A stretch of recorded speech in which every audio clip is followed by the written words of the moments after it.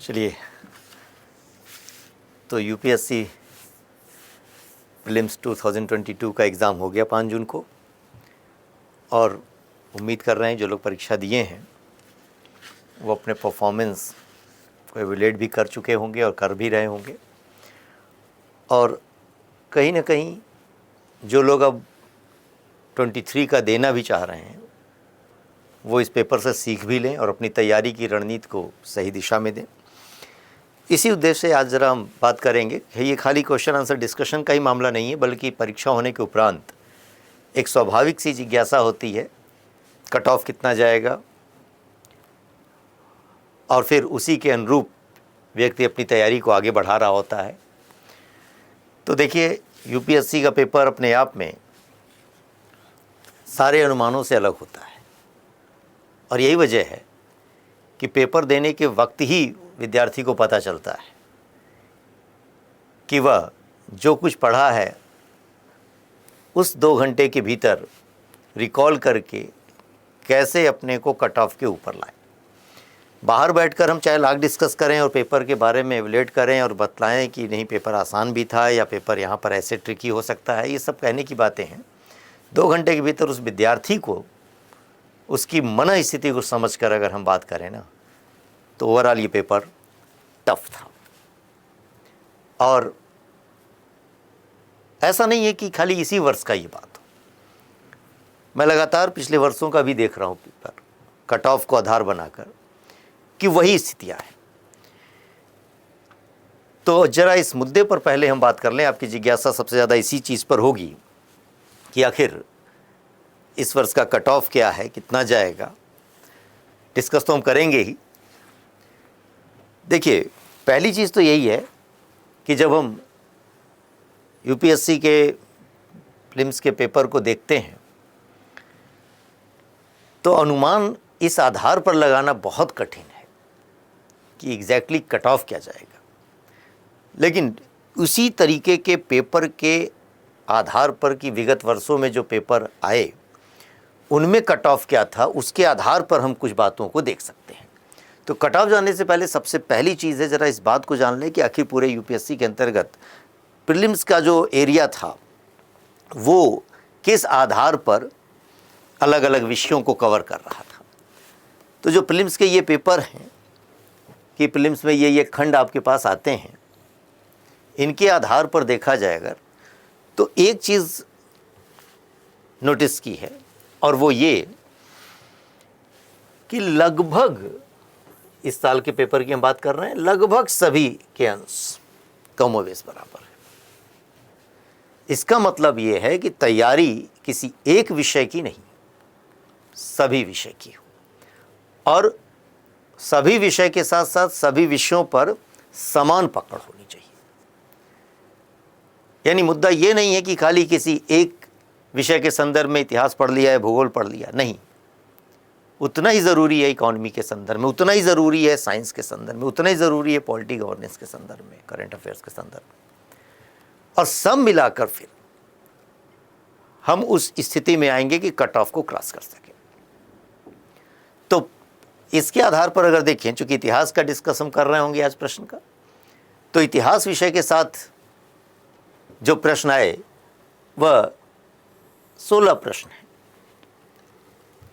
और इतिहास का तात्पर्य वहाँ पर वह कला और विरासत के अंतर्गत भी चीज़ें हैं इसमें शामिल हैं। देखा जाए अगर तो लगभग 20-22 से लेकर 16-13 ये रेंज रही है। तो 16 प्रश्नों के साथ अगर हम बात कर रहे हों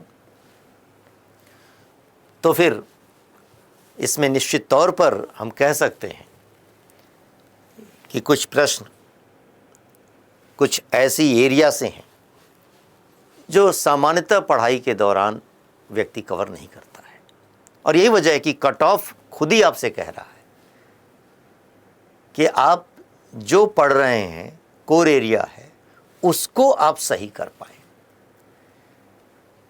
तो यही वजह है कि 16 प्रश्नों में से देखा जाए अगर, तो लगभग 5 प्रश्न ऐसे हैं जहां पर कठिनाइयां हैं, लेकिन बाकी 11 प्रश्न ऐसे हैं जो आपके अपने पढ़ाई के अंतर्गत कवर किए जाते हैं, और तो इसलिए वो सवाल आपके अंततः सही होने चाहिए।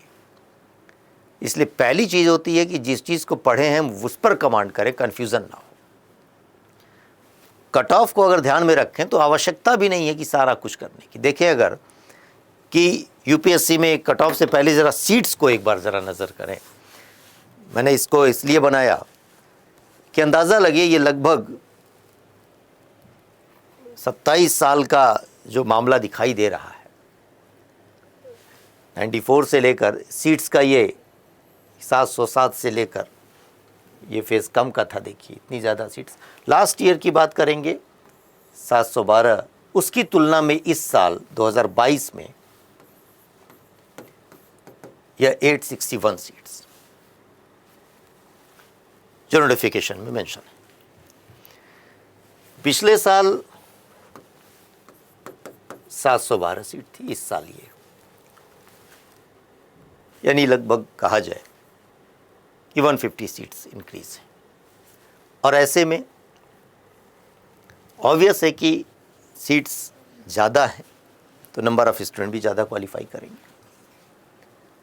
और यही वजह है कि विगत वर्ष के कट ऑफ को अगर ध्यान में रखें कि जैसे 2015 में, अब आपको लगेगा 13 और 14 को छोड़ क्यों दिया, उस समय तक क्या था कि सीसेट क्वालिफाइंग नहीं था, तो वहाँ पर 200 और 200 मार्क्स यानी 400 मार्क्स के लेवल पर ये चीज़ थी, इसलिए इसको हटा दिया।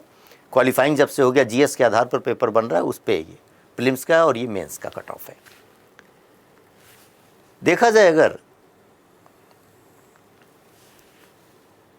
तो लगभग 50% का मामला हमेशा आपके लिए सेफ रहा है। और इधर विगत वर्षों से अगर देखें तो 98, 92 और 2021 का जो कट ऑफ अभी यूपीएससी ने रिलीज़ किया था 87.54। आप समझ सकते हैं इसका तात्पर्य क्या है कि आखिर अगर कहा जाए कि 100 क्वेश्चंस हैं और उसमें से हम 44 क्वेश्चंस नेगेटिव मार्किंग के बाद सही करके बैठते हैं तो हमारा सिलेक्शन हो गया था। जिस समय ये पेपर आया था उस समय भी लोगों ने कहा था कि पेपर बहुत आसान है, कई सारे क्वेश्चंस ऐसे हैं, लेकिन जब कट ऑफ आता है और बच्चे देकर आते हैं तो पता चलता है। इसलिए क्लास में बैठ कर डिस्कस करना, स्टूडियो में बैठ कर डिस्कस करना, डिजिटल प्लेटफॉर्म पर कुछ भी बोल देना, ये सब कुछ बहुत आसान हो गया है। जवाबदेही कम हो गई है ना। लेकिन हकीकत ये है कि यूपीएससी के एग्जामिनेशन हॉल की अगर फीलिंग लेना हो तो फिर आपको इस बात को समझने की ज़रूरत है कि पेपर आसान नहीं है।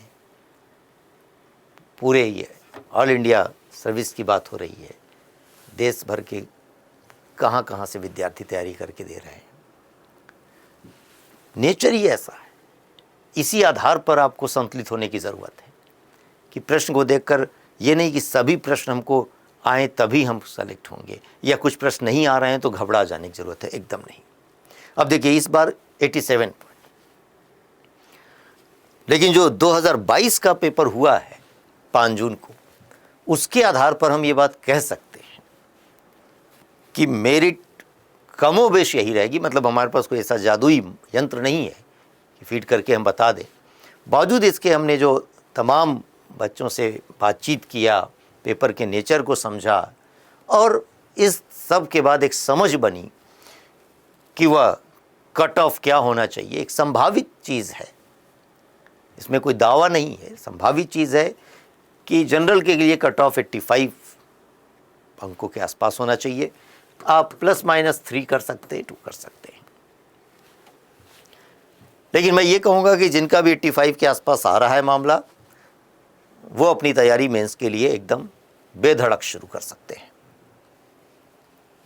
और मुख्य परीक्षा के लिए भी समय ज़्यादा नहीं।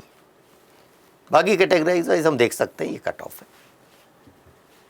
ज़्यादा कुछ अब समय भी नहीं है, बहुत जल्द यूपीएससी रिज़ल्ट भी देगा, और मान के चलिए कि 24-25 जून के आसपास रिज़ल्ट आ जाना चाहिए। जो उसकी अपनी तैयारी है, जिस तरीके से वो तेज़ी में काम कर रहे होते हैं।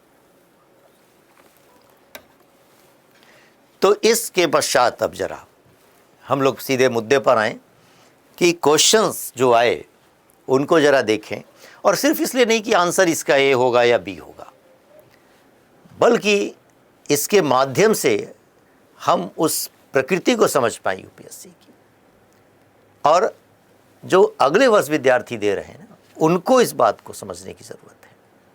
पेपर तो हो गया इस बार का, जिसने जो करना था कर लिया, लेकिन अब लर्निंग प्रोसेस का मतलब ही ये है कि हम आखिर कहीं ना कहीं इस एग्ज़ाम से सीखें भी, अपनी तैयारी को दिशा सही दे पाएँ। प्रीलिम्स की बात इसलिए मैं बार बार कर रहा होता हूँ क्योंकि ये पहला गेट है, और सच पूछा जाए तो मेरिट तो बन रही है जीएस के आधार पर, लेकिन क्वालिफाइंग पेपर सीसेट, उसमें लोगों के लिए बड़ी संकट की दशा है, क्योंकि एक आम व्यवहार और धारणा बन चुकी है सीसेट तो ऐसे हो जाएगा, और उसी में सफ़र कर रहे हैं। इसी बार के स्तर पर मैथ्स के क्वेश्चंस, आखिर जिनका अभ्यास था, जो कर पा रहे थे, जिन्होंने अभ्यास किया, वो फिर भी थोड़ी स्थिति में कंफर्टेबल थे। जिनको ये लग रहा था कि जिन्होंने मैथ्स से बीएससी किया, एमएससी किया है, ऐसे ही जाकर बैठ गए बिना अभ्यास के, उनके लिए दिक्कत आ गई मैथ्स में ही। कॉम्प्रहेंशन तो अपनी जगह था ही, इसलिए आपसे सलाह मैं आपको यही दूंगा, निवेदन भी करूंगा कि जितना आप जीएस पर ध्यान दे रहे होते हैं और अंतहीन तथ्यों को पढ़ने के लिए इतने सारे सोर्सेज कवर करते हैं, उसको कहीं पर रोकिए, और सीसेट पर भी आप उतना ही ध्यान दीजिए, क्योंकि संतुलन की डिमांड करता है यूपीएससी। यही वजह है कि अगर प्रीलिम्स पास करेंगे तब अगले चरण में और फिर तीसरे चरण में पहुंचेंगे। यहाँ तो धारा ही उल्टी शुरू हो गई है कि पहले जो है इंटरव्यू की तैयारी कर लेते हैं, करा देते हैं, क्योंकि उसमें कोई उत्तरदायित्व तो नहीं है। इसलिए ध्यान रखिए, जो अगले वर्ष परीक्षा दे रहे हैं उसके लिए ये सलाह है कि पेपर जीएस और सीसेट दोनों पर ही अपनी समान पकड़ बनाएं, समान समय दें। तो इस बार के पेपर के संदर्भ में बात करें, जो इतिहास विषय से संबंधित थे, कला संस्कृति से संबंधित थे, और एक चीज़ और भी इस पेपर में दिखाई पड़ी कि जो लोग सेलेक्टिव हो जाते हैं, सोचते हैं कि मॉडर्न हिस्ट्री पढ़ लेते हैं, बाकी चीज़ को क्या फ़र्क पड़ता है, बर्बाद हो गए इस बार। अभी देखेंगे कि आखिर 3-4 सवाल आ गए खाली, बाकी सवाल सब वह कल्चर से रिलेटेड, एंशिएंट मिडाइवल के पार्ट। तो इसलिए कोई ट्रेंड नहीं है, मेहनत करनी है, पढ़ाई करनी है, एरिया को कवर करना है, तब ये प्रश्नों को हम हल कर पाएंगे। तो शुरू करते हैं प्रश्न का। जैसे एक है कि ये बुकलेट सी है इनफैक्ट, ठीक है, जो मेरे पास है बुकलेट सी है, और उसके आधार पर ये क्वेश्चंस यहाँ पर स्लाइड में रखे गए हैं। अब लिखा हुआ है कि निम्नलिखित युग्मों पर विचार कीजिए। अशोक के प्रमुख शिलालेख के स्थान और वह स्थान जिस राज्य में है। आपको स्पष्ट कर दें कि अशोक के 14 जो बृहद शिलालेख हैं, फिर अलग अलग स्तंभ लेख हैं, लघु शिलालेख हैं, मतलब अगर हम वह कला विरासत को कवर कर रहे हैं, पढ़ रहे हैं, तो ये टॉपिक अनछुआ नहीं है। इसलिए क्वेश्चन की कैटेगरी में हम सामान्य स्तर पर रखते हैं कि पढ़ाई करने वालों के लिए कोई समस्या नहीं है। अशोक के अभिलेख किस स्थान, मतलब सिंपली यह है कि अभिलेख में क्या लिखा गया वो तो बात की बात है, केवल एक अवेयरनेस की बात है कि आखिर अशोक के प्रमुख शिलालेखों के स्थान किस राज्य में है, ये आपसे अपेक्षित कर रहा है, और कह रहा है कि उपयुक्त युग्मों में से कितने सही सुमेलित हैं। अब देखिए, ये एक नया ट्रेंड है यूपीएससी का। कितने, अभी तक क्या होता था कि यूपीएससी इसमें से 1 2 3 4 करके ऑप्शंस देता था, लेकिन यहाँ पर ये चीज़ पहली बार नज़र आई कि आखिर हाउ मेनी पेयर्स के बारे में बात कर रहा है कि कितने युग्म सही सुमेलित हैं। यानी अगर आपको 4 के चारों के बारे में पता नहीं है तो आप इस प्रश्न को हल नहीं कर सकते। ये है इजी होने के बावजूद भी अपने आप में एक तरीके से प्रश्न के पूछने का तरीका जटिल कर दिया। तो धौली, उड़ीसा में है। अशोक के बृहद शिलालेखों में यह कलिंग का शिलालेख, इसी में लिखा गया कि समस्त प्रजा मेरी संतान है। तो फिर बहुत ही पॉपुलर एक तरीके से साइट पूछी गई है आपसे। इसी तरीके से एर्रागुडी आंध्र प्रदेश में, जौगढ़ ये मध्य प्रदेश में नहीं है, ये भी उड़ीसा में है। तो धौली और जौगढ़ को कलिंग के अंतर्गत उस शिलालेख के रूप में जानते हैं। और फिर कालसी उत्तराखंड देहरादून में है, ये भी नहीं है। इसका मतलब हुआ कि 1 और 2 ये युग्म सही मैच कर रहा है, जबकि 3 और 4 गलत है। तो 2 ही पेयर, एक तरीके से 2 युग्म सही है, यानी एक ये और एक ये। इसलिए उत्तर आपका बी होगा। देखिए, और आपको बतलाएं कि सामान्यतः ये सब बातें कहने की नहीं है, लेकिन फिर भी मैंने कहा ना कि नोट्स प्रिंटेड मटेरियल से, क्लास की तो बात है ही है, प्रिंटेड मटेरियल में ये चीज़ों को संस्कृत IAS के नोट्स में विधिवत एकदम लिखा हुआ मिल जाएगा आपको कि आखिर देखिए, ये बृहद शिलालेख जो अशोक के हैं उनके आधार पर दिया हुआ ये चीज़ें। धौली, जौगढ़ उड़ीसा में, एर्रागुड्डी आंध्र प्रदेश में, कालसी देहरादून में। और प्रश्न आपके पास यही था कि धौली उड़ीसा में बता रहा है, एर्रागुड्डी आंध्र प्रदेश में, तो दोनों सही हो गए। जौगढ़ मध्य प्रदेश में लिखा है, ये गलत हो गया। कालसी कर्नाटक में लिखा है, ये गलत हो गया। देहरादून में मौजूद है। इसीलिए देखा जाएगा, तो जब भी आप पढ़ाई करें तो होता क्या है कि हम इसके अंतर्गत कौन कौन सी बातें लिखी हैं वो तो पढ़ लेते हैं, लेकिन किस स्थान पे है ये चीज़ बहुत साधारण समझकर हम छोड़ देते हैं। बस साधारण पर भी आपकी निगाह कितनी पैनी है, यही आपसे अपेक्षा है। तो इसलिए जब आप पढ़ाई करें अपनी, तो इस रूप में कम से कम कि चाहे अब बृहद शिलालेख हैं, उसी तरीके से लघु शिलालेख के संदर्भ में चीज़ें हैं कि कौन कौन से लघु शिलालेख हैं और कहाँ कहाँ हैं, इस चीज़ को अगर देखा जाए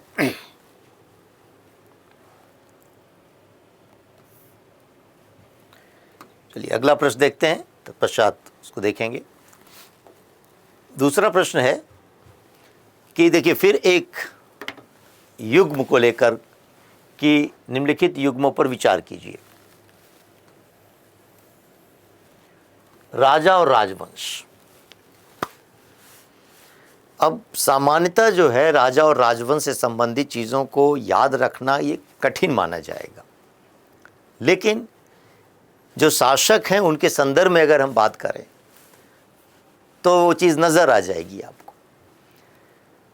तो यहाँ पर है कि नन्नुक चंदेल वंश से, जय शक्ति परमार से, नाग भट्टदुत्ती गुर्जर प्रतिहार से, भोज राष्ट्रकूट वंश से। अब ऐसे में अगर देखा जाए तो ये एक राजवंश जो कहा जाता है कि आखिर अर्ली मिडाइवल एज का पूर्व मध्यकाल के प्रश्नों के साथ है, राजपूत काल से जुड़ा हुआ पहलू है। तो अनेक राजनीतिक घटनाएं हैं यहाँ पर, तमाम राजवंश हैं। अब उन्हीं राजवंश के प्रमुख शासकों का नाम दिया हुआ है और राजवंश से संबंधित करना है। यही वजह है प्रश्न पूछा गया कि सामान्य रूप से हम पढ़ते हुए चीज़ों को बहुत तथ्यात्मक होकर जानते जाते हैं, लेकिन कौन सा राजा किस राजवंश का, इसको इग्नोर कर देते हैं। इसकी वजह से ये प्रश्न कठिन नजर आएगा। इसलिए आगे से इस बात का भी ध्यान रखें कि जिस राजा के बारे में उसके कार्य को जान रहे हैं तो वंश को तो ज़रूर ध्यान रखें। अगर वो रखेंगे तो ध्यान में आएगा। जैसे अब नन्नुक चंदेल वंश, चंदेल राजवंश का महत्ता अपने आप में, आखिर 9वीं 10वीं सदी के अंतर्गत खजुराहों के मंदिर उन्होंने बनवाए, इसलिए वो फेमस चंदेल। तो जिजाग भुक्ति के बुंदेलखंड के अंतर्गत उस वंश का संस्थापक का नाम तो पता होना चाहिए ना। तो स्वाभाविक सी बात है कि नन्नुक चंदेल वंश का संस्थापक, एकदम ठीक बात है। और फिर जय शक्ति, अब यही चीज है कि यह भी जो है उसी वंश के ही संबंधित शासक है, यहां पर परमार लिखा हुआ है, तो ये तो गलत हो गया। नाग भट्ट द्वितीय गुर्जर प्रतिहार वंश का शासक है, ये बात एकदम ठीक है। भोज राष्ट्रकूट नहीं, परमार वंश का शासक था।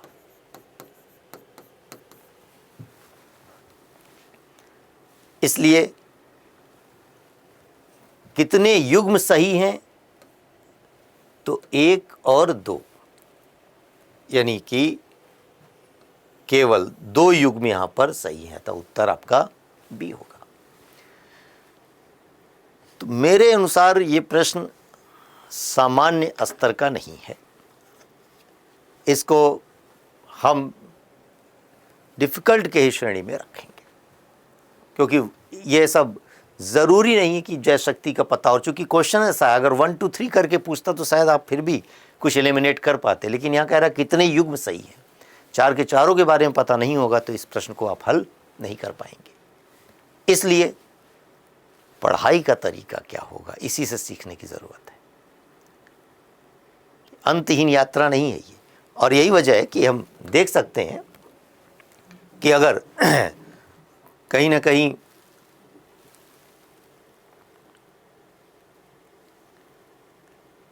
ये तो शिलालेखों के साथ का ही है। मैंने बताया था आपको कि अगर हम अशोक के शिलालेख पढ़ रहे हैं तो हमको ध्यान रखना पड़ेगा कौन कहाँ है। नोट्स में दिया हुआ है, कोई बहुत बड़ी चीज़ नहीं है, ये सामान्यतः हर जगह मिल जाता है। बस केवल ये दिखाना है आपको कि पढ़ने का क्रम, आपका तरीका कैसा हो। अब बात कर रहे हैं उसी गुर्जर प्रतिहार वंश की, जो अभी शासकों के संदर्भ में बात की गई थी कि देखिए नागभट्ट प्रथम वत्सराज, नागभट्ट द्वितीय, ये क्वेश्चन नंबर 2 का जो नागभट्ट द्वितीय था। मिहिर भोज बहुत प्रसिद्ध शासक है गुर्जर प्रतिहार वंश का,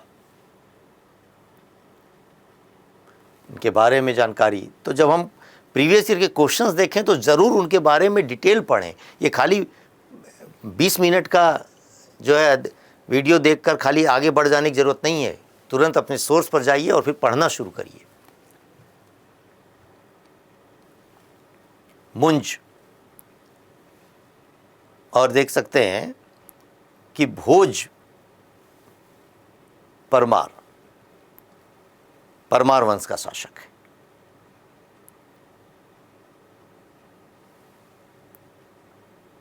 और बहुत सांस्कृतिक उपलब्धि इसकी रही है, ये तमाम उसकी सांस्कृतिक उपलब्धि इसमें लिखी हुई है। अलग अलग स्तर पर कविराज कहा जाता है, सरस्वती कंठाभरण जो है एक तरीके से ग्रंथ की रचना किया हुआ है। इतना एक तरीके से कवि प्रिय था कि श्लोक और कविता लिखने वाले को 1 लाख जो है मुद्राएं दे देता था, ये 1 लाख स्वर्ण मुद्राएं प्रदान करता था एक श्लोक पर। चंदेल वंश के संदर्भ में मैंने कहा कि देखिए बुंदेलखंड क्षेत्र में चंदेल वंश की स्थापना, इसकी राजधानी खजुराहो थी और इसका संस्थापक नन्नू को माना जाता है। तो नन्नू को माना जाता है, वही चीज़ अभी मैच करनी थी।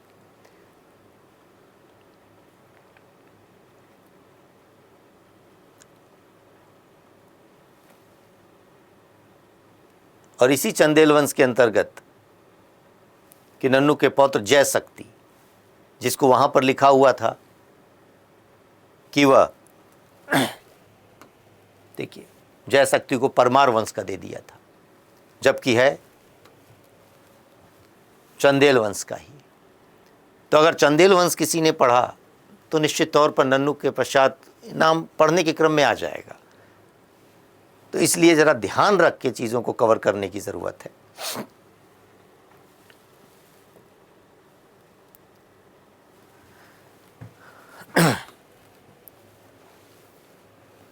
चलिए अगला प्रश्न देखते हैं, जो संगम साहित्य से संबंधित है, दक्षिण भारत के इतिहास का। साउथ इंडिया का क्वेश्चन यूपीएससी में इसलिए रखा जाता है कि ऑल इंडिया सर्विस का एग्ज़ाम है। संगम साहित्य के बारे में निम्नलिखित में से कौन सा एक सही है? इस क्वेश्चन के बारे में कहें तो कॉमन क्वेश्चन है, बहुत रेंज का है, पढ़कर सही करने वाला सवाल है, इसमें कहीं कोई दो राय नहीं। क्योंकि साउथ इंडिया के संदर्भ में पढ़ाई कम होती इसलिए कठिन लग सकता है, वरना अगर यूपीएससी की तैयारी के हिसाब से देखें तो इसमें कहीं कोई दिक्कत नहीं है इस प्रश्न को लेकर कि संगम काल के संदर्भ में आखिर संगम साहित्य और संगम आर्थिक सामाजिक संरचना, यह एक हमेशा पूछे जाने वाले एरिया है। उसी के लिए कह रहा है कि संगम साहित्य के बारे में तो संगम तमिल कवियों की बैठक थी जो पांड्य राज्य में हो रहे, ऐसे 3 संगम हुए हैं। कहाँ हुए, उनकी राज्य, उनका अध्यक्ष कौन था, किसकी संगम में कौन से ग्रंथ लिखे गए, सब पता होना चाहिए। और फिर लिखा हुआ है उन संगम साहित्य को। तो संगम साहित्य के स्तर पर हम उसको 2 वर्गों में बांटते हैं, अगम और पुरम, यानी प्रेम संबंधी रचनाएं और राजा की प्रशंसा संबंधी रचनाएं, जिसमें राजा युद्ध करता है और युद्ध की वीरता के साथ उसकी गाथाएं लिखी जाती हैं। तो लिखा हुआ है कि संगम साहित्य के बारे में कौन सा कथन एक सही है कि संगम कविताओं में भौतिक संस्कृति का कोई संदर्भ नहीं है। देखिए, कोई संदर्भ नहीं है। मैंने पहले एक लेक्चर में इसी यूट्यूब पर ही पढ़ा होगा आपके पास कि कठिन प्रश्नों को कैसे हल करें। तो एक्सट्रीम वर्ड जो होते हैं उसको आप एलिमिनेट कर सकते हैं, लेकिन यहाँ पढ़ाई बनने का बहुत कॉमन चीज़ है, इसलिए इसमें वो दिमाग लगाना ही नहीं है। सीधी सी बात है कि संगम साहित्य में भौतिक संस्कृति का मूर्त रूप यानी मकान के संदर्भ में व बंदरगाहों के संदर्भ में वर्णन दिखता है। तो जाहिर सी बात है भौतिक संस्कृति का उल्लेख है, इसलिए ये तो गलत हो गया स्टेटमेंट में। और कह रहा कौन सा सही है? वर्ण का सामाजिक वर्गीकरण संगम कवियों को ज्ञात था, तो बेशक वहां पर उत्तर भारत के समान चतुवर्ण व्यवस्था नहीं मिलती हो, फिर भी द्विवर्ण में विभाजन था, ब्राह्मण और गैर ब्राह्मण, और अलग अलग वहां पर वर्ग नजर आते हैं जिनको हम अरसर कह रहे हैं, शासक वर्ग के रूप में कह रहे हैं। विभिन्न जातियां वहां मौजूद थीं। तो ऐसे में वर्ण का सामाजिक वर्गीकरण संगम कवियों को ज्ञात था। फिर यहां पर बात आ रहा है कि संगम कविताओं में समर शौर्य का कोई संदर्भ नहीं मिलता, वीरता का, युद्ध का कोई वर्णन नहीं है। देखिए, अगर किसी ने संगम साहित्य पढ़ा होगा तो संगम साहित्य में 3 महाकाव्य का नाम हमेशा याद रहता है। वह शिल्पाधिकारम, मणिमेखले और जीवक चिंतामणि, जिसका लेखक तिरुक्त देवर है। तो जीवक चिंतामणि का लेखक तिरुक्त देवर है और जीवक एक महान योद्धा है, और युद्ध के पश्चात वह, युद्ध विजय के पश्चात वह विवाह करता है, और इसलिए उस जीवक चिंतामणि ग्रंथ को हम विवाह ग्रंथ के नाम से भी जानते हैं। इसका मतलब हुआ कि युद्ध के बारे में, शौर्य के बारे में उल्लेख मिलता है। वीरागल एक पत्थर शौर्य के लिए प्रतीक के रूप में रखा जाता था मृतक के उपरांत। तो देख सकते हैं संगम कविताओं में समर शौर्य का कोई संदर्भ नहीं है, ये बात गलत है। संगम साहित्य में जादुई ताकतों को असंगत बताया गया है। अब एक चीज समझ लें, प्राचीन भारत के अंतर्गत बात हो रही है। कहीं ना कहीं जादुई ताकतें मतलब जादू टोना, अंधविश्वास, ये सब तो मान्यता थी समाज में, आज भी है कि नहीं है? आखिर तमाम लोग जादू टोना कर रहे होते हैं। तो इसका मतलब असंगत बताया गया है, ये बात भी गलत है। इसलिए उत्तर आपका बी हो जाएगा, क्योंकि वर्ण का सामाजिक वर्गीकरण मिलता है वहां पर। देख सकते हैं ये चीजें, मैंने कहा कि नोट्स के माध्यम से भी चीजें आपको नजर आएंगी कि संगम साहित्य के बारे में, कि देख रहे हैं कि आखिर लिखा हुआ है कि संगम कविताओं में आगम वर्ग में रखा गया और राजाओं के सामाजिक जीवन, नैतिकता, वीरता यानी युद्ध, प्रशंसा और रीति रिवाज संबंधी कविताओं को पुरम की संज्ञा दी गई है। इसका मतलब ही क्या है कि शौर्य और वीरता का उल्लेख मिलता था वहां पर।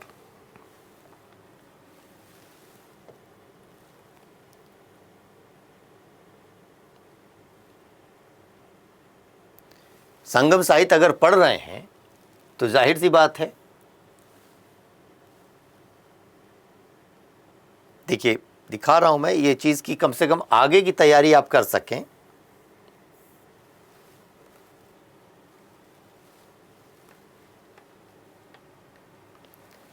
जो तमाम ग्रंथ हैं उनके संदर्भ में कि लिखा हुआ है कि आखिर विभिन्न प्रकार के युद्धों, जो एक ग्रंथ है नेडनोलवाड्य है कि विभिन्न प्रकार के युद्धों का पति के वियोग का मार्मिक वर्णन मिलता है ना। पाट्टिनपाल्य नामक ग्रंथ में चोल बंदरगाह फुहार का उल्लेख मिलता है, भौतिक तत्वों का उल्लेख मिलता है यहाँ। इसी तरीके से अगर देखा जाए कि कभी भी आपसे आगामी परीक्षाओं में ये सब शब्दावलियाँ पूछी जा सकती हैं कि माँ बेल्ली क्या है, उल्गू क्या है, शुंगम क्या है, हिराडू क्या है, कर है, उनके क्या क्या चीज़ें हैं।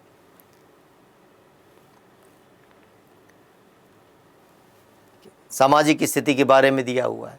देखिए लिखा हुआ है, इस चीज़ में दिखलाना चाह रहा हूँ कि लिखा हुआ है कि आखिर उसमें शौर्य और वीरताओं को उल्लेख नहीं मिलता तो युद्ध में तलवार, धनुष, बाण इस सब का उल्लेख थोड़ी मिलता है। इसका मतलब कि वो स्टेटमेंट गलत था। यहाँ संगम समाज के बारे में देखिए, विभिन्न वर्ग की सूचनाएं मिलती हैं, समाज में वर्ग विभेद उपस्थित था।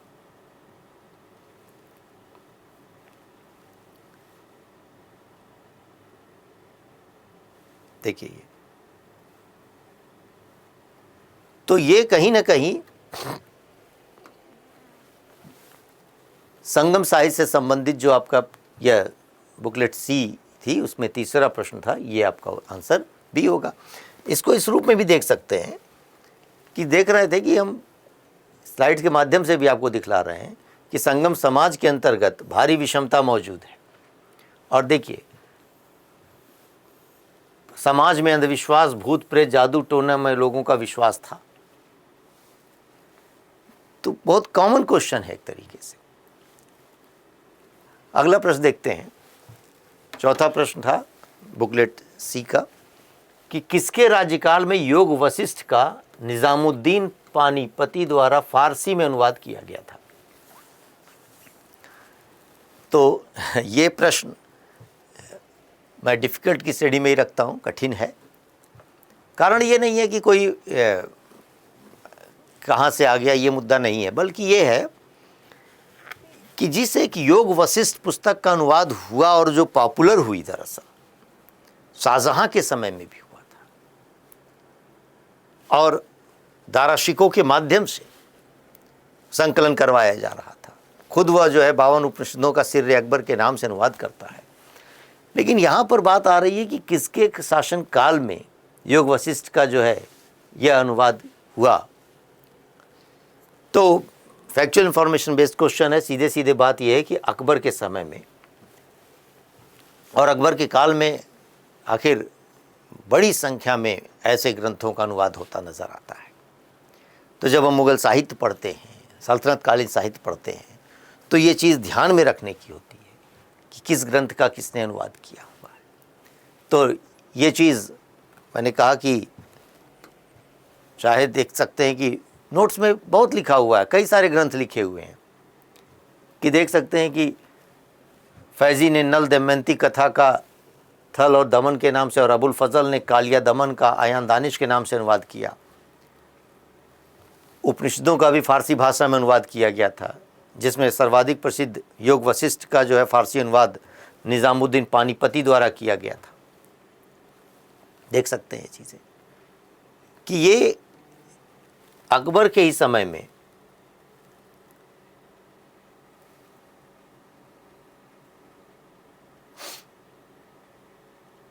नज़र आ रहा है।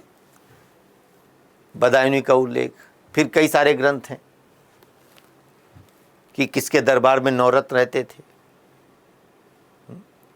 बीरबल को अकबर ने कविराय की उपाधि से विभूषित किया था। तो आगे आने वाले समय में भी जो प्रश्न आएंगे ना, वो इसी तरीके से होंगे।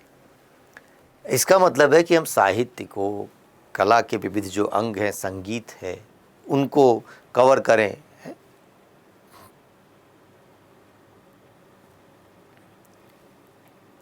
देखिए ये नोट्स में दिया हुआ है, मैं इसलिए बार बार दिखा रहा हूँ कि सोचते हैं कि चीज़ें पता नहीं कहाँ से आई हैं। कभी अब चित्रकला के संदर्भ में पूछ लेगा तो आपके लिए लगेगा कि पता नहीं कहाँ से आया है। तो चित्रकला के बारे में कि अकबर के दरबार में कौन कौन से प्रमुख चित्रकार थे, किनको कौन सी उपाधि दी जा रही है, ये सभी प्रश्न बनते हैं यहाँ पर। इसी तरीके से तो ये आपका उत्तर यहाँ पर प्रश्नार्थ का ए हो गया था। अगला एक प्रश्न देखें कि अब देखिए ये प्रश्न कि लिखा है कि हाल में ही हैदराबाद में, अब हाल में ही लिखा है इसका मतलब हॉल में नहीं है करंट, जो जल्दी ही भारत के प्रधानमंत्री द्वारा रामानुज की आसन मुद्रा में विश्व की दूसरी सबसे बड़ी ऊंची मूर्ति का उद्घाटन किया गया था। ये फैक्ट है, रख लीजिए, भविष्य में काम आएगा। निम्नलिखित कथनों में से कौन सा एक रामानुज की शिक्षाओं को निरूपित करता? अब इस लाइन का आखिर क्या मतलब है? ये न भी होता तो क्या फर्क पड़ता? लिखा है कि रामानुज की शिक्षाओं को सही निरूपित करता है। हैदराबाद में बनी कि कलकत्ता में बनी, उससे क्या लेना देना। कुछ लोग इसको कह रहे हैं करंट का क्वेश्चन। अरे भाई, रामानुज की शिक्षाओं में कौन सा चीज़ प्रमुख रूप से यहाँ पर दिया गया जो सही है, ये आपसे पूछ रहा है। तो फिर स्वाभाविक सी चीज़ है कि हर चीज़ में करंट ढूंढना, जबरन करंट को एकदम लागू कर देना, अतिवादिता ठीक नहीं है ना। तो ये इतिहास का प्रश्न है सीधे सीधे। ठीक है कि वह हाल में ही हैदराबाद में मूर्ति निर्माण किया गया, लेकिन ये तो कह रहा है रामानुज की शिक्षाओं को सही निरूपित करता है, 12वीं सदी के व्यक्ति हैं। तो रामानुजाचार्य के बारे में देखिए, भक्ति आंदोलन से प्रायः सवाल पूछे जाते हैं। तो सूफी भक्ति अपने आप में इंपॉर्टेंट सेगमेंट था, और यही वजह है कि अगर हम भक्ति आंदोलन को कवर कर रहे हैं तो शंकराचार्य, रामानुजाचार्य, माधवाचार्य, वल्लभाचार्य, उनकी शिक्षाओं का, उनके विशेष मत का अध्ययन करने की ज़रूरत है। तो चूंकि अब 8वीं सदी के स्तर पर शंकराचार्य ने अद्वैतवाद का मत प्रतिपादित किया कि ब्रह्म और जीव तत्वतः और मूलतः एक है, तो शंकर का दर्शन जो है ज्ञान पर विशेष बल दे रहा था। रामानुजाचार्य ने उसको जनसाधारण के अनुकूल बनाया और भक्ति पर बल दिया कि मोक्ष का माध्यम तो भक्ति है। यही वजह है कि कहा जाता है कि रामानुजाचार्य ने भक्ति का दार्शनिक आधार तैयार किया विशिष्टाद्वैत मत के माध्यम से, जिसमें उनका था कि आखिर शंकराचार्य कह रहे थे कि ब्रह्म और जीव तत्वतः और मूलतः एक है। रामानुजाचार्य ने कहा कि नहीं, वह तत्व तो एक है लेकिन मूलतः एक नहीं है, इसलिए विशिष्टाद्वैत मत। यहां पर वही रामानुज की शिक्षाओं की बात की जा रही है कि मोक्ष प्राप्ति का सर्वोत्तम साधन भक्ति था रामानुजाचार्य के आधार पर। वेद शाश्वत आत्म प्रतिष्ठित पूर्णतया प्रमाणिक हैं। तर्क संगत युक्तियां सर्वोच्च आनंद के मौलिक माध्यम हैं। ध्यान के माध्यम से मोक्ष पाया जा सकता है। तो यही वजह है, एक सामान्य प्रश्न की श्रेणी में हम रखते हैं। जब भक्ति आंदोलन पढ़ते हैं तो उसमें ये चीज़ें नजर आएंगी, और ये बात है स्पष्ट कि मोक्ष प्राप्ति के लिए भक्ति को जो है वह उन्होंने सर्वोत्तम साधन बताया था रामानुजाचार्य ने। इसलिए यहाँ पर उत्तर आपका ए हो जाएगा। यही वजह है कि समझिए कि जिस समय आप भक्ति आंदोलन की चीज़ों को कवर करेंगे तो उत्तर भारत में आखिर दक्षिण से उत्तर भारत में भक्ति कौन लाया, तो रामानंद ले आए। कभी ऐसे भी प्रश्न आपके पास आएंगे। ये चीज़ भी हम उस नोट्स के माध्यम से आपको दिखलाते हैं कि जहाँ पर विभिन्न दर्शन है, चरवाक दर्शन है, कभी उसके बारे में पूछ सकता है।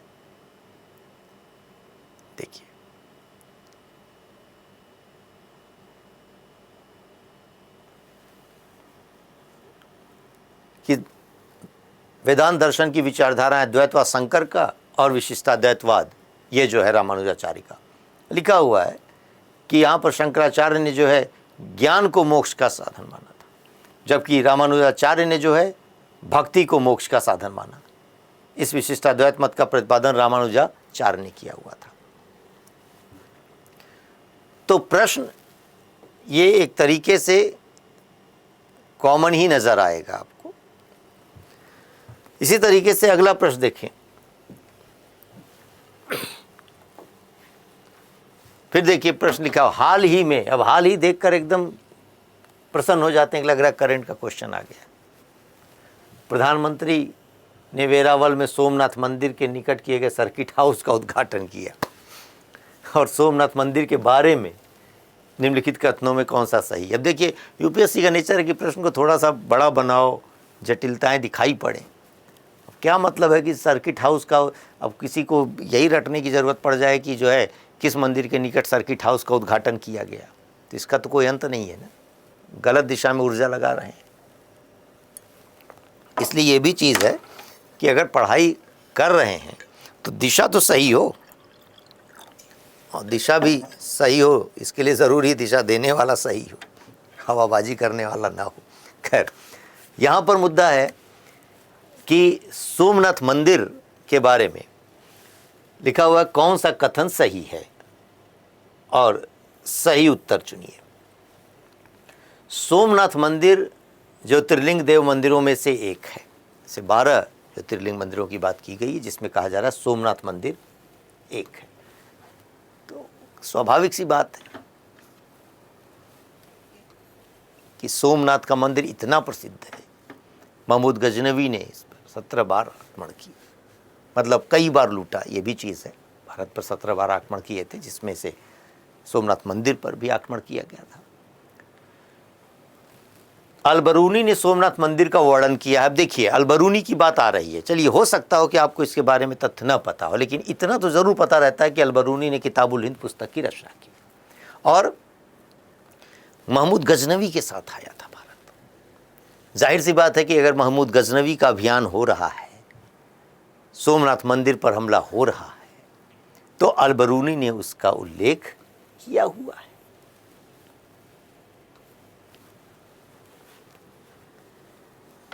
तो ऐसे में यहां पर दो चीज तो एकदम ठीक आपको नजर आ रही है। सोमनाथ मंदिर की प्राण प्रतिष्ठा, आज के मंदिर की स्थापना राष्ट्रपति एम राधाकृष्णन के द्वारा की गई थी। अब कहीं ना कहीं ये एक कठिन वाली चीज़ है कि जिसको आप कह सकते हैं कि सामान्यतः पढ़ाई के अंतर्गत ये चीज़ें नहीं मिलेंगी, मतलब लिखी रहती हैं लेकिन कोई व्यक्ति इतना नहीं ध्यान देता, इसलिए इसको हम कठिन प्रश्न की श्रेणी में रखते हैं। क्योंकि आपके पास ये दो चीज़ें हैं, तीसरे के बारे में पता नहीं है, उत्तर A1 2 3 भी हो सकता है और 1 2 भी हो सकता है। तो अभी तो ये आप समझ लीजिए कि आखिर उस समय के संदर्भ में मंदिर की प्रतिष्ठा जो है, डॉक्टर राजेंद्र प्रसाद उस समय राष्ट्रपति थे, उन्होंने किया था, इसलिए ये स्टेटमेंट गलत हो जाता है। उत्तर आपका 1 और 2। तो कहीं ना कहीं इसको भी अगर हम अपने कुछ नोट्स के, कुछ सामग्रियों के स्तर पर देखा जाए तो दिखलाना चाहेंगे कि 12 ज्योतिर्लिंग हैं जिसमें सोमनाथ मौजूद है ना। अलग अलग मंदिर, उनमें जब मंदिर की स्थापत्य पढ़ते हैं तो उसके बारे में जानकारी रखिए।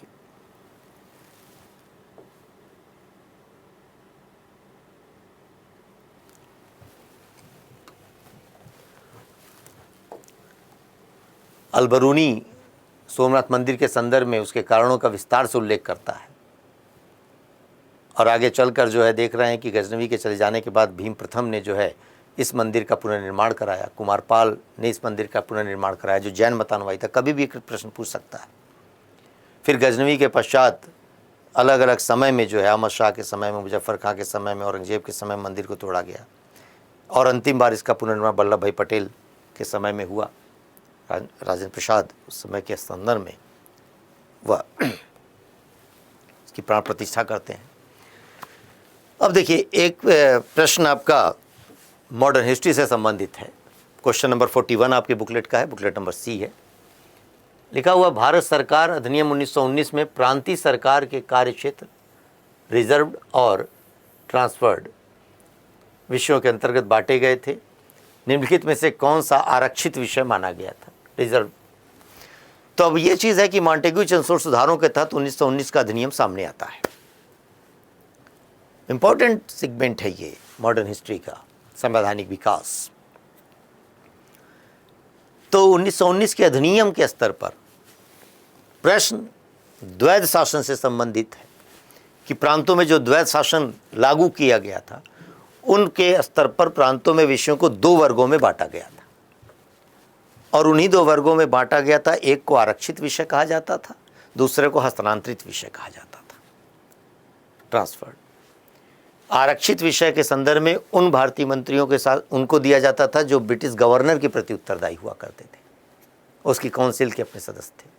जबकि दूसरा विषय जो होता था हस्तांतरित, जिसको कह रहे हैं, वह भारतीय मंत्रियों को दिया जाता था जो विधायिका के प्रति उत्तरदायी होते थे।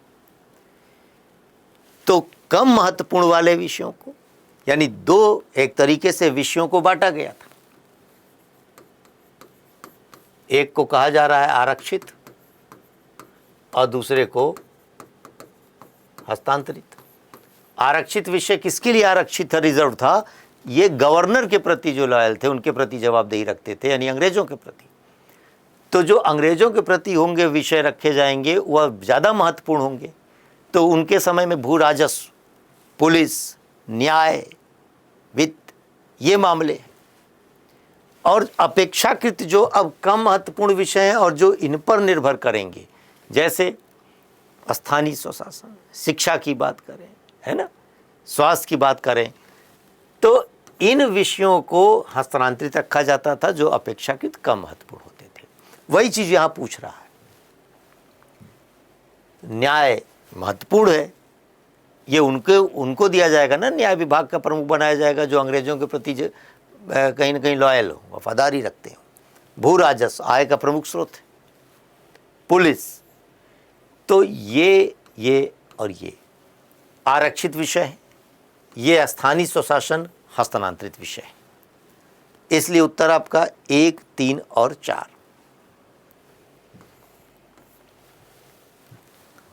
बहुत बढ़िया क्वेश्चन था ये। इसको हम इजी की श्रेणी में रखते हैं, पढ़ाई करने वालों के लिए कोई कठिन नहीं है। और इसको हम नोट्स के माध्यम से भी देख सकते हैं कि जो 1919 का अधिनियम है उसके संदर्भ में कहा जा रहा है कि प्रमुख उपबंध क्या क्या, केंद्रीय स्तर पर, प्रांतीय स्तर पर, और फिर इन प्रांतीय स्तर पर मैंने कहा प्रांतों में द्वैध शासन प्रणाली को लागू किया गया, दो भागों में बांटा गया, आरक्षित विषय और हस्तांतरित विषय।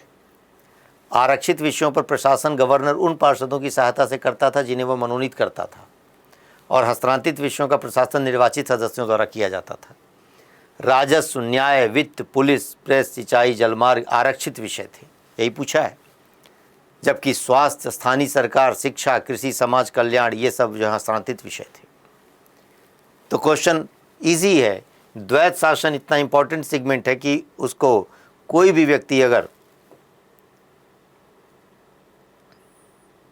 पढ़ेगा तो जरूर कर पाएगा। तत्पश्चात अगला प्रश्न देखते हैं। लिखा हुआ है कि मध्यकालीन भारत में फणन शब्द किसे निर्दिष्ट करता है, किसको सूचित करता है? फनम, फना नहीं, फनम, फनम। फना, कई लोग के लिए फना अलग प्रचलित शब्द है? फना होते रहे हैं वो अलग बात है, लेकिन यहाँ पर फणम है। अब देखिए, ये कोई शब्द अर्थ खाली पढ़ता है तो रटना मुश्किल है, लेकिन ये प्रश्न मध्यकालीन भारत के अंतर्गत एक पॉपुलर वर्ड है। अगर हम एक साम्राज्य के बारे में पढ़ रहे होंगे तो उसकी मौद्रिक अर्थव्यवस्था के बारे में ज़रूर पढ़ेंगे, और वह है विजयनगर साम्राज्य। मध्यकालीन भारत के संदर्भ में कहा जाता है कि एक ऐसा विशाल साम्राज्य और हिंदू धर्म के अनुयायी वह हरिहर और बुक्का के माध्यम से 1336 ईस्वी में जिसकी स्थापना हुई थी, विजयनगर साम्राज्य। और फिर उस विजयनगर साम्राज्य के अपने जिससे संबंधित शासक का नाम आप सुने होंगे, कृष्णदेव राय, याद आ रहा होगा, पढ़े होंगे। और तेलुगु भाषा के लिए स्वर्णकाल माना जाता है विजयनगर साम्राज्य। तो इतनी सारी विशेषताएं हैं। हम्पी जिसकी राजधानी तुंगभद्रा नदी के तट पर मौजूद, तमाम मंदिर स्थापत्य के लिए द्रविड़ शैली के स्थापत्य के लिए जाना जाता है। इसी विजयनगर साम्राज्य के विघटन के पश्चात ही वहाँ पर मैसूर के अंतर्गत नायकों की परंपरा विकसित होती है। और आगे चलकर जो हम देखते हैं कि विजयनगर साम्राज्य के ही जो है विघटन के पश्चात नायक परंपरा में मदुरई का मीनाक्षी मंदिर बनाया गया था। तो ये विजयनगर साम्राज्य में फणम मौद्रिक अर्थव्यवस्था से जुड़ा हुआ है। सोने के सिक्के को कहा जाता था, चांदी का सिक्का डिजिटल कहलाता था, तांबे का सिक्का तार कहलाता था। अलग अलग देशों के वहाँ पर सिक्के मौजूद थे, जिनमें फ्लोरीन, डुकात है ना, वह पुर्तगाली मुद्रा क्रूजेडो, इटली की मुद्रा फ्लोरीन और डुकर वहाँ पर प्रचलित थी। तो ये एक तरीके से फणम सिक्के के लिए है। तो ऐसे प्रश्न को अगर देखा जाए, अब वही है कि मध्यकालीन भारत में अगर ये विजयनगर साम्राज्य दे देता तो शायद लोगों के लिए और आसान हो जाता, लेकिन यूपीएससी है, आसान क्यों कहें। इसीलिए तो बनाया है कि मध्यकालीन भारत में खोजते रहिए। कुछ लोग आभूषण लगा के चले आए हैं जो पढ़े नहीं, लेकिन फणम, मैंने कहा सिक्कों का इतिहास भी बहुत इम्पोर्टेंट है। इसलिए जब हम पढ़ रहे होते हैं ना, तो वो देखने की ज़रूरत है कि विजयनगर साम्राज्य के अंतर्गत देखिए मुद्रा अर्थव्यवस्था, क्वेश्चन नंबर 42 में, कि विजयनगर साम्राज्य में सोने और चांदी के सिक्कों का प्रचलन था। सोने के सिक्कों से विजयनगर का वैभव बोध होता है। वराह सर्वाधिक प्रमुख सिक्का हुआ करता था। वराह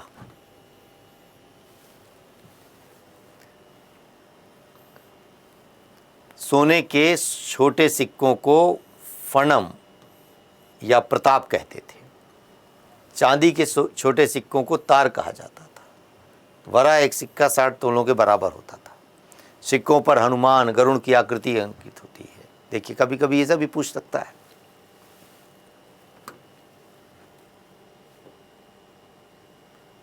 फिर वही चीज़ें हैं कि विदेशी मुद्रा में पुर्तगाली मुद्रा क्रूजेडो, फारसी मुद्रा दिनार, इटली की मुद्रा फ्लोरिन और डुकेट का भी प्रचलन था। मैच करने का क्वेश्चन कभी भी आपके पास आएगा। इसलिए मैं बार बार कह रहा हूँ कि प्रश्न तो आ चुके, उत्तर ABCD कोई भी आप बना लेंगे, देख लेंगे, और कुछ दिनों के अंतर्गत रिजल्ट भी आ जाएगा यूपीएससी का। लेकिन असली मुद्दा ये है कि जो अगले साल तैयारी कर रहे हैं वो किस आधार पर करें, उनके लिए ये चीज़ ज़्यादा इंपॉर्टेंट है।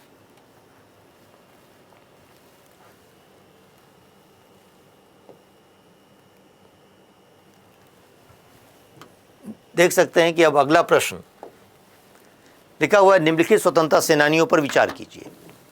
और आप विचार करने लगेंगे। विचार करके क्या बताना है कि गदर पार्टी के साथ सक्रिय रूप से कौन जुड़ा हुआ था।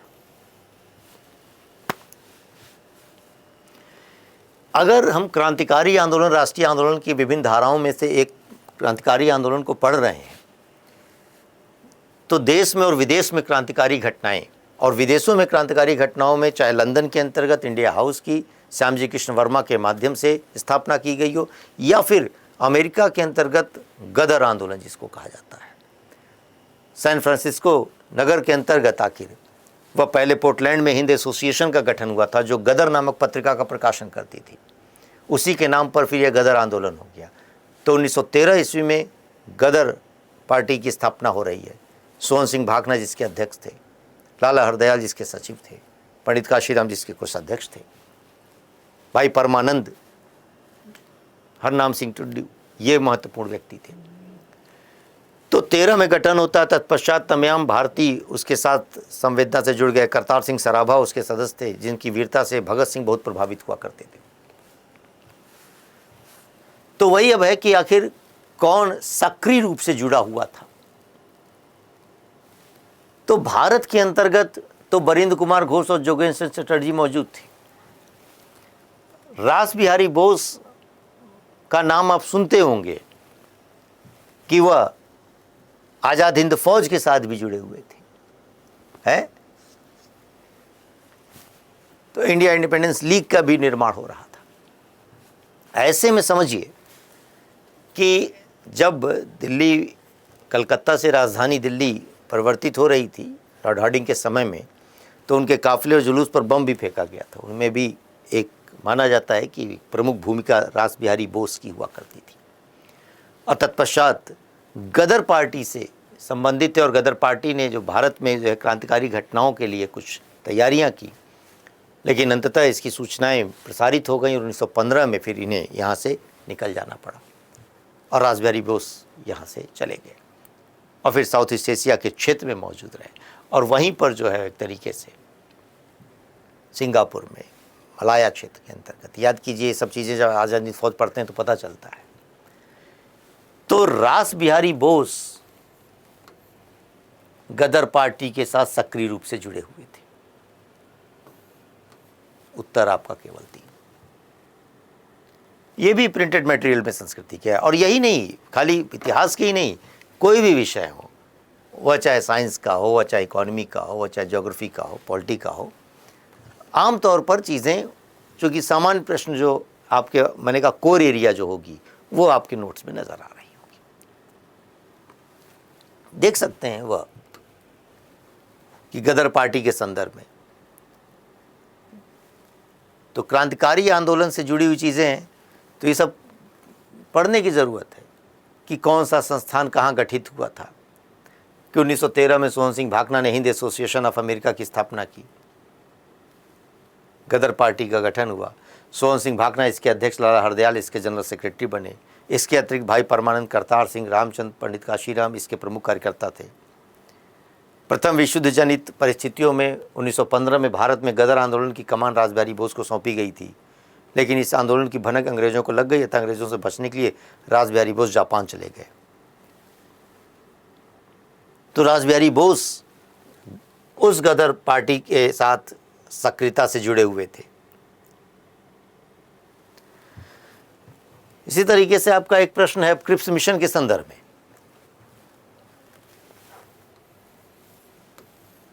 निम्नलिखित कथनों पर विचार कीजिए और कौन सा सही है। क्रिप्स मिशन,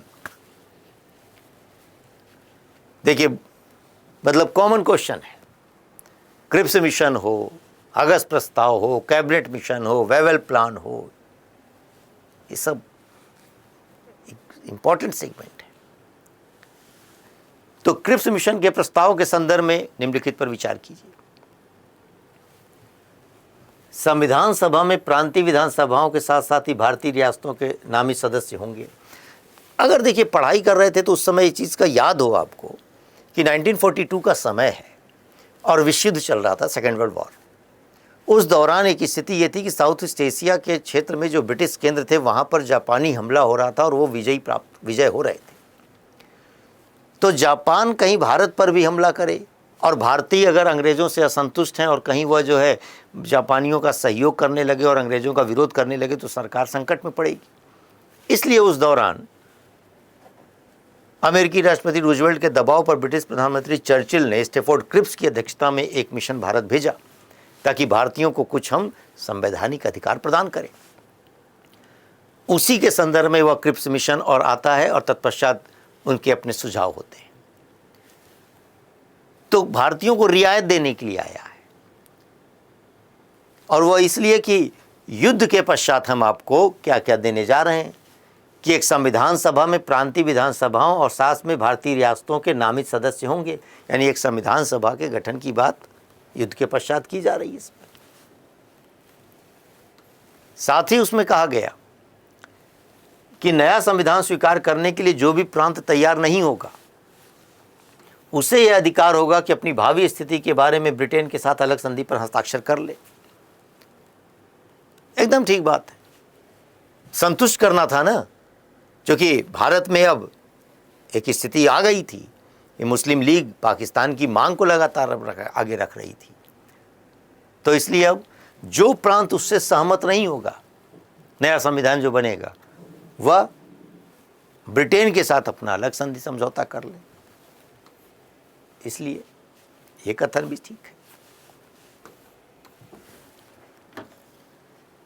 ये सब पढ़ाई के अंतर्गत करने वाले क्वेश्चंस हैं, इसमें कहीं कोई कठिनाई की बात एकदम नहीं है।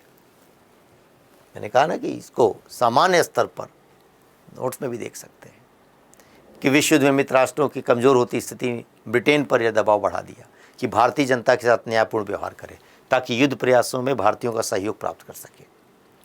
चर्चिल ने घोषणा की कि वे स्टैफोर्ड क्रिप्स की अध्यक्षता में एक मिशन भारत भेजेंगे, और जो प्रस्ताव आया देख सकते हैं कि युद्ध के उपरांत एक भारतीय संघ की स्थापना होगी जिसमें अधिराज्य का डोमिनियन स्टेटस का दर्जा दिया जाएगा। यदि भारत चाहे तो ब्रिटिश राष्ट्रमंडल से संबंध विच्छेद भी कर सकेगा। युद्ध के उपरांत एक संविधान निर्मात्री परिषद का गठन किया जाएगा जिसमें ब्रिटिश भारत और देसी रियासतों के प्रतिनिधि शामिल होंगे। यही चीज़ तो बोल रहा है। संविधान सभा में प्रांतीय विधानसभाओं और भारतीय रियासतों के नामित सदस्य होंगे। देखिए कह रहा है ना, जिसमें ब्रिटिश भारत और देसी रियासतों के प्रतिनिधि शामिल होंगे। प्रांतीय विधायिकाओं के निम्न सदस्यों के सभी सदस्य मिलकर एक निर्वाचक मंडल का गठन करेंगे। इसके पश्चात प्रांतीय विधायिकाओं के सदस्यों से बना निर्वाचक मंडल इस प्रतिनिधि के आधार पर संविधान सभा का चुनाव करेगा। संविधान सभा के कुछ सदस्य शासकों के द्वारा नामांकित यानी देसी रियासतों के प्रतिनिधि भी होंगे। ब्रिटिश भारत के किसी भी प्रांत को नया संविधान स्वीकार न होने पर उसे वर्तमान संवैधानिक स्थिति बनाए रखने का अधिकार होगा और वह प्रांत अपने भविष्य के लिए ब्रिटेन से अलग समझौता कर सकेगा। देखिए, नया संविधान स्वीकार करने के लिए जो भी प्रांत तैयार नहीं होगा उसे अधिकार होगा कि अपनी भावी स्थिति के बारे में ब्रिटेन के साथ अलग संधि पर हस्ताक्षर करेगा। वर्डिंग भी वही है, चूंकि रिपोर्ट है, रिपोर्ट बदल थोड़ी जाएगी। इसीलिए ऐसे प्रश्नों को हल करने के लिए हमने कहा रिवीजन, क्योंकि क्रिप्स मिशन है, अगस्त प्रस्ताव, कैबिनेट मिशन है, कन्फ्यूज़न होता है बच्चों को। लेकिन अगर मैं कहूँ कि ये प्रश्न इसीलिए तो बढ़त दिलाएगा लोगों को जो पढ़ेंगे, तो ये प्रश्न पढ़ी हुई स्थितियों के साथ है, सामान्य की श्रेणी में रखा जाएगा। देखिए, अब एक प्रश्न है कि भारतीय इतिहास के संदर्भ में निम्नलिखित मूल ग्रंथों पर विचार कीजिए और कौन से ग्रंथ जैन ग्रंथ हैं।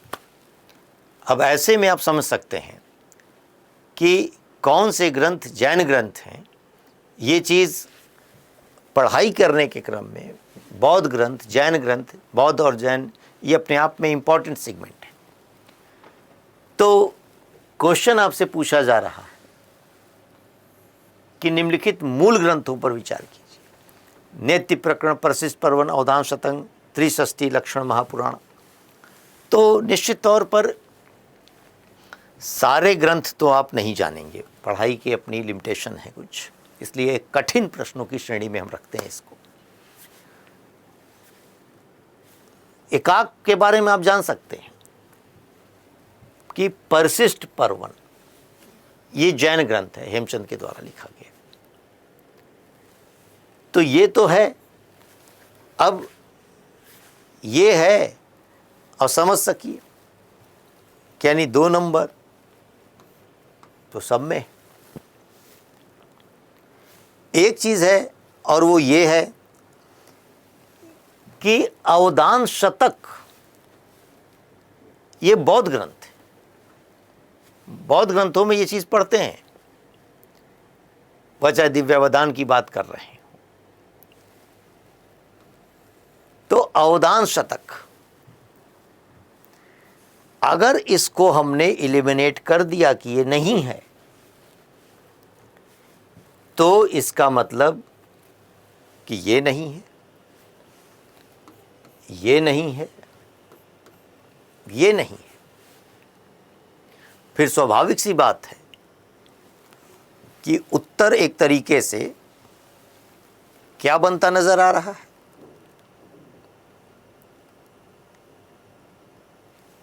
कि कौन सा ग्रंथ जैन ग्रंथ है। तो ऐसी स्थिति में आखिर कहीं ना कहीं जो प्रश्न आपको नजर आ रहा है उसमें विकल्प आपको दिख रहा है 2 और 4, तो उत्तर होगा आपका बी। देखिए, तो एलिमिनेशन थ्योरी से ये चीज़ निकल सकती है। तो जाहिर सी बात है कि ये और ये जैन ग्रंथ हो गया। तो कभी कभी ये भी होता है, मतलब मैंने कहा ना कि ये प्रश्न ऐसा नहीं है कि वो उसको हम इजी की कैटेगरी में रखेंगे, कठिन प्रश्न है, लेकिन एलिमिनेशन के माध्यम से अगर हमको पता है, थोड़ा सा हमने बौद्ध साहित्य को एक नज़र भी देखा है, तो दिव्यादान बड़ा महत्वपूर्ण ग्रंथ है। तो अवधान, दिव्यावधान ये एक तरीके से बौद्ध ग्रंथों की श्रेणी में आते हैं। इस आधार पर एलिमिनेट करके हम ये उत्तर निकाल सकते हैं। और बौद्ध ग्रंथों के श्रेणी को भी हमने कहा ना कि तमाम बौद्ध ग्रंथ ऐसे नज़र आएंगे, आखिर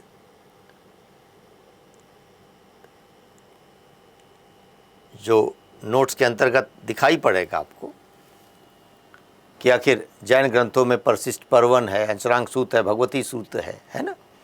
तो जैन ग्रंथ तो दिखाई पड़ रहा है, त्रिषष्टि लक्षण महापुराण जिनसेन हरिवंश पुराण के द्वारा लिखा गया है।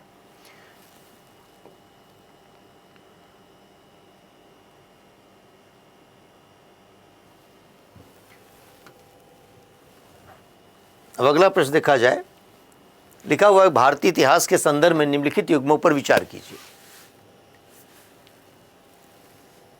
ऐतिहासिक व्यक्ति और किस रूप में जाने गए हैं? आर्यदेव, दिग्नाक और नाथमुनि। कितने युग्म सही हैं? देखिए, पुनः यह प्रश्न कठिन श्रेणी में बना दिया गया। बेशक इनके बारे में कुछ आप जान रहे हो, लेकिन ये कितने युग्म सही हैं ये आपको कठिन बना देता है। इसको हम इजी की श्रेणी में नहीं रखते हैं, मॉडरेट कह सकते हैं, थोड़ा मॉडरेट डिफिकल्ट कह सकते हैं। कारण यही है कि अब आर्यदेव जैन विद्वान तो नहीं है। स्वाभाविक सी चीज़ है कि क्यों नहीं है। अब देखिए, बौद्ध जब साहित्य पढ़ते हैं, बौद्ध धर्म पढ़ते हैं, तो फिर बौद्ध धर्म के अंतर्गत जो माध्यमिक दर्शन था महायान का, नागार्जुन, तो उनके अपने शिष्य परंपरा में है आर्यदेव। तो ये जैन विद्वान नहीं है, बौद्ध विद्वान है, इसलिए ये नहीं है। दिग्नाक एक प्रसिद्ध बौद्ध विद्वान है, तर्कशास्त्र के अपने स्तर पर इनको जाना जाता है, तो ये एकदम ठीक है। नाथ मुनि अब वही है, वैष्णव परंपरा से जुड़ते हुए हैं, भक्ति परंपरा के साथ हैं, इसलिए 2 युग में एकदम ठीक हैं। तो उत्तर होगा आपका सी, केवल 2 युग।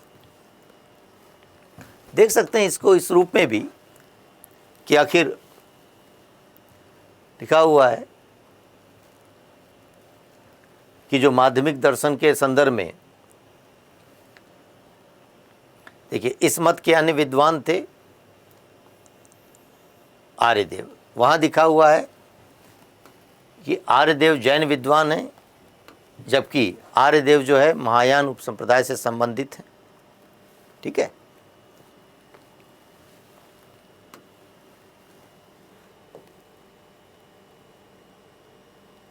उसी तरीके से जो दिग्नाक के लिए कहा जा रहा है कि दिग्नाक 5वीं सदी में बौद्ध तर्कशास्त्र का विकास किया था।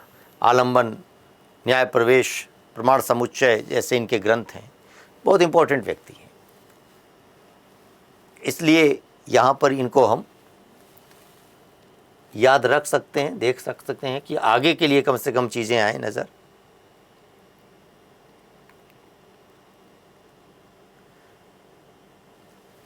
और एक जो नाथमुनि के संदर्भ में दिया हुआ था उसके बारे में जान पाएँ कि देख सकते हैं कि आचार्य परंपरा के सर्वाधिक प्रसिद्ध आचार्य रामानुजाचार्य थे, जिन्होंने सगुण ईश्वर की विशेष उपासना पर बल दिया था। और ज्ञान की महत्ता के स्थान पर भक्ति को स्थान दिया था। देखिए क्वेश्चन और आया था इस टाइप का, नाथ मुनि के बारे में जो बात थी, वैष्णव परंपरा से जुड़े हुए हैं, तो इसलिए ये युग्म 2 और 3 होगा। और तत्पश्चात अगला प्रश्न देखें, लिखा हुआ कि भारतीय इतिहास के संदर्भ में निम्नलिखित कथनों पर विचार कीजिए। और इसमें यह है कि भारत पर पहला मंगोल आक्रमण जलालुद्दीन खिलजी के राज्यकाल में हुआ। कह रहा कौन सा कथन सही है? तो भारत पर पहला मंगोल आक्रमण यानी दिल्ली सल्तनत के दौर में मंगोल आक्रमण की शुरुआत हो रही है, तो भारत पर पहला मंगोल आक्रमण अगर देखा जाए तो एक स्थिति थी कि इल्तुतमिश के समय में चंगेज़ खां जलालुद्दीन माकबरनी का पीछा करते हुए वह सिंधु नदी तक आता है, लेकिन कुल मिलाकर भारत पर हमला नहीं माना जाएगा। भारत पर हमला तो दरअसल 1241 ईस्वी में उस समय शासक बहराम शाह हुआ करता था, जहां मंगोल नेता तैर बहादुर के नेतृत्व में पहला मंगोल आक्रमण हुआ था। तो जलालुद्दीन खिलजी के काल में नहीं हुआ है, इसलिए एक निकल गया अपने आप। और कह रहा कौन सा सही है? फिर बात आती है कि अलाउद्दीन खिलजी के राज्यकाल में एक मंगोल आक्रमण दिल्ली तक आ पहुंचा था और उस शहर पर घेरा डाल दिया था। बात एकदम ठीक है कि अगर दिल्ली सल्तनत में मंगोलों के संदर्भ में या अलाउद्दीन खिलजी के राज्यकाल को पढ़ेंगे तो सर्वाधिक मंगोल आक्रमण का सामना अलाउद्दीन खिलजी को करना पड़ा था, और उसके काल में एक आक्रमण हुआ है और दिल्ली तक लोग पहुंच गए, इसलिए स्टेटमेंट ठीक है। फिर है कि मोहम्मद बिन तुगलक मंगोलों से अपने राज्य के कुछ उत्तरी पश्चिमी भाग अस्थायी रूप से हार गया था। नहीं, हार नहीं गया था, ये बात ठीक नहीं है, इसलिए उत्तर केवल 2 होगा। तो यह भी एक चीज है देखने की, समझने की, कि यहां देख सकते हैं कि जैसे मैंने कहा कि आखिर बहराम शाह के समय में, जो है 1241 ईस्वी में भारत पर पहली बार तैर बहादुर के नेतृत्व में मंगोलों का पंजाब पर आक्रमण हुआ था। तो तैर बहादुर के नेतृत्व में पहली बार ये जो है मुजाहिदीन बहराम शाह के समय में आक्रमण हुआ था। और तत्पश्चात यह चीज देख सकते हैं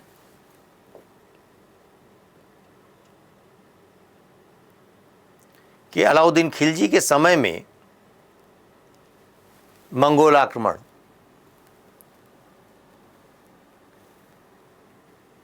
कि 1302-3 में मंगोल आक्रमणकारी तरगी ने आक्रमण करके सीरी के किले के पास घेरा डाल दिया। उस समय दिल्ली के संदर्भ में उस नगर का नाम था, किंतु राजधानी में सैनिकों की बड़ी संख्या कम होने के कारण अलाउद्दीन खिलजी यहाँ से निकलकर सुरक्षित पहुंच गया।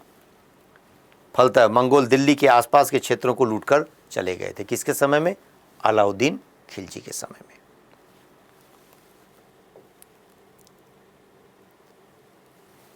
और फिर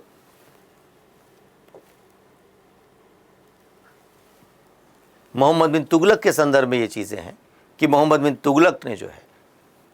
तुगलक सीमांत क्षेत्रों की सुरक्षा सोचने पर मजबूर हो गया और उसने पेशावर और कालनौर के क्षेत्र को विजित कर अपनी स्थिति को मजबूत कर लिया। यानी वो हार नहीं गया था मंगोल आक्रमण से। इसलिए जो है ध्यान में रखना है कि आपका यहाँ पर जो प्रश्न है उसमें अलाउद्दीन खिलजी के काल में मंगोलों का सर्वाधिक बार आक्रमण हुआ था और दिल्ली तक आ पहुँचे थे, इसलिए उत्तर आपका केवल 2 होगा। इसी तरीके से एक प्रश्न आपका है कि भारतीय इतिहास के संदर्भ में निम्नलिखित में से कौन कुलाहदारन कहलाते थे? कुलाहदारन, तो ये कठिन प्रश्न ही है, क्योंकि वर्ड मीनिंग क्या बात है। अगर कहा जाए तो है तो बहुत सामान्य सी चीज़ कि अरब व्यापारी, कलंदर, फारसी, खुशनवीस और सैयद। तो जो सैयद वंश हुआ करता था, खिज्र खां जिसका संस्थापक था, वो नुकीली टोपी लोग लगाते थे, तो उस नुकीली टोपी के लिए जो है कुलाहदारन कहा जाता था। और ये था काम सैयदों के संदर्भ में। तो सैयद वंश के शासक ऐसी टोपी धारण कर रहे थे, तो ये अरब व्यापारी के लिए नहीं है, कलंदर के लिए जो सूफी संत है कलंदर, उनके लिए नहीं कहा जा रहा है, बल्कि सैयद के लिए कहा जाता है। इसलिए उत्तर आपका डी होगा। लेकिन मैंने कहा कि ये प्रश्न टफ है, कठिन श्रेणी में। ये प्रश्न ऐसे कभी मेरिट डिसाइड नहीं करते हैं, तो ये चीज़ है। तत्पश्चात अगला एक प्रश्न है, और ये अंतिम ही प्रश्न होगा कि आखिर लिखा है भारतीय इतिहास के संदर्भ में निम्नलिखित कथनों पर विचार कीजिए, और आप विचार करने लगेंगे। और लिखा है कौन सा कथन सही है। लिखा है कि डच लोगों ने पूर्वी तटीय क्षेत्रों में गजपति शासकों द्वारा प्रदान की गई जमीनों पर अपनी फैक्ट्रियां या गोदाम स्थापित किए। तो जाहिर सी बात है, आखिर डच लोगों ने पूर्वी क्षेत्र में गजपति शासकों के द्वारा प्रदान की गई जमीनों पर, तो गजपति शासकों के द्वारा डच प्रदान की गई ज़मीनों पर डचों ने कोई फैक्ट्री की स्थापना नहीं की थी, कोई ऐसे गोदाम की स्थापना नहीं की हुई थी। अल्फांसो द अल्बुकर्क ने बीजापुर सल्तनत से गोवा को छीन लिया था। ये एक सामान्य सा फैक्ट है। 1210 ईस्वी में उस पुर्तगाली गवर्नर अल्बुकर्क ने जो है बीजापुर के शासक यूसुफ आदिल शाह को पराजित करके गोवा छीन लिया था। तो गोवा पुर्तगालियों के अधीन यहाँ पर आ गया। अल्फांसो द अल्बुकर्क को ही जो है एक तरीके से कहा जाता है कि इसने पुर्तगाली पुरुषों को भारतीय स्त्रियों के साथ विवाह करने के लिए प्रेरित किया हुआ था। तो ये स्टेटमेंट ठीक है। अंग्रेजी ईस्ट इंडिया कंपनी ने मद्रास में विजयनगर साम्राज्य के एक प्रतिनिधि से पट्टे पर ली गई जमीन के एक प्लॉट पर फैक्ट्री स्थापित की थी। ठीक बात है। 1639 में जो है चंद्रगिरी के शासक से जो है वह विजयनगर का ही प्रतिनिधि हुआ करता था, उससे वहाँ पर प्राप्त किया, मद्रास की स्थापना की और एक किला बनाया सेंट फोर्ट जॉर्ज के नाम से, जिसको जाना जाता है। तो ये बात भी ठीक है। इसलिए उत्तर 2 और 3 यानी बी। देख सकते हैं इसको एक तरीके से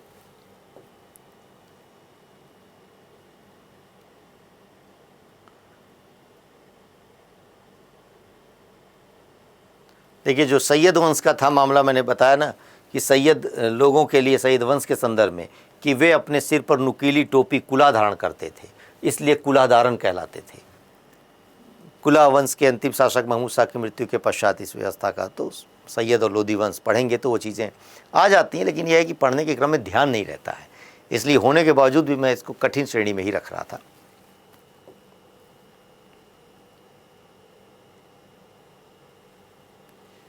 तो जो यूरोपीय कंपनियों का आगमन है उससे संबंधित जो प्रश्न आया हुआ है, उसके संदर्भ में मैं आपको ये चीज़ बतलाना चाह रहा हूँ कि देखिए वो चीज़ है कि इस गवर्नर के क्रम में कि अल्फांसो डी अल्बुकर्क पुर्तगाली गवर्नर के रूप में भारत है, जिसने भारत में पुर्तगाली शक्ति का वास्तविक संस्थापक माना जाता है। 1510 में अल्बुकर्क ने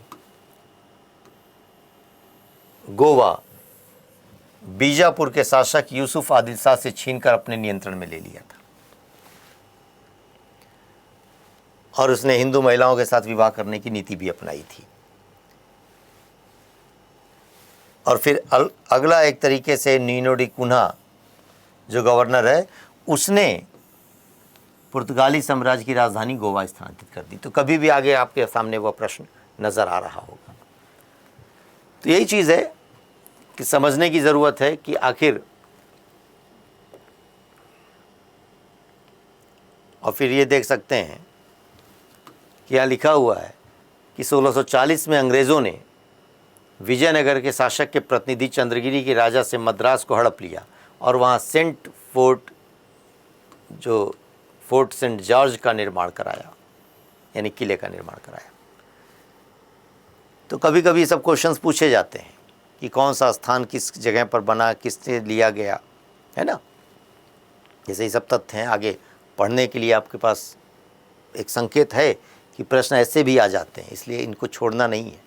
और यूरोपीय कंपनियों के माध्यम से यूपीएससी में क्वेश्चंस पूछे जा रहे होते हैं। अगला एक प्रश्न देखें, जो ये अंतिम प्रश्न होगा। लिखा कौटिल्य अर्थशास्त्र के अनुसार निम्नलिखित में से कौन सा सही है।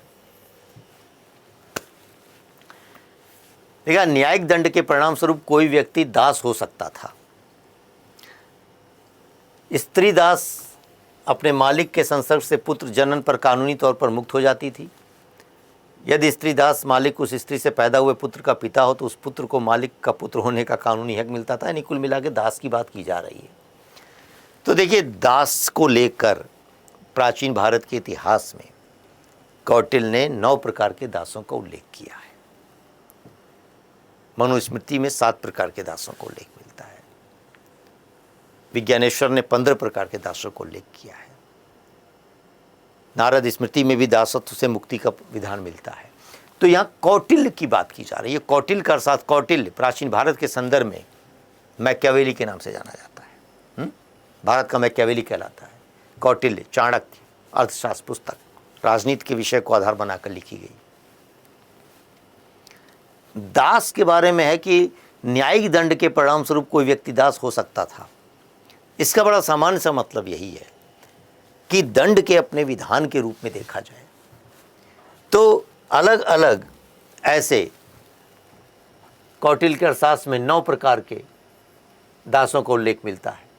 युद्ध में बंदी बनाया गया दास, घर में उत्पन्न दास, खरीदा गया दास है, और न्यायिक निर्णय से प्राप्त दास। अगर किसी ने ऋण लिया चुकाया नहीं तो उसको भी दास बनाया जा सकता था, दंड दिया जाएगा। उसी के बारे में ये चीज़ है। तो न्यायिक दंड के परिणाम स्वरूप कोई व्यक्ति दास हो सकता था, ये बात एकदम ठीक है। स्त्री दास अपने मालिक के संसर्ग से पुत्र जनन पर कानूनी तौर पर मुक्त हो जाती थी। यानी बात है कि अगर वह स्त्री दास है और उसके मालिक से संसर्ग से पुत्र उत्पन्न हुआ तो वह दासता से मुक्त हो जाएगी। यदि स्त्री दास का मालिक उस स्त्री से पैदा हुए पुत्र का पिता हो तो उस पुत्र को मालिक का पुत्र होने का कानूनी हक मिलता था। यह बात भी ठीक है। तो फिर उत्तर आपका डी, 1, 2, 3। तो कुल मिलाकर ये प्रश्न इजी नहीं कहा जाएगा, बस ये आप समझ लें मॉडरेट है। पढ़ने के क्रम में चीज़ों को पढ़ते हैं, ध्यान रखने की ज़रूरत है। तो कुल मिलाकर इस सेशन को हम यहीं पर समाप्त करते हैं और उम्मीद है कि इसके माध्यम से आप अगले वर्ष के एग्ज़ाम की तैयारी को भी सही दिशा दे पाएंगे और जल्दी मुख्य परीक्षा के संदर्भ में कुछ चीज़ों को लेकर हम आपसे मुलाकात करते हैं। तो ये था आपका आज का कार्यक्रम। धन्यवाद।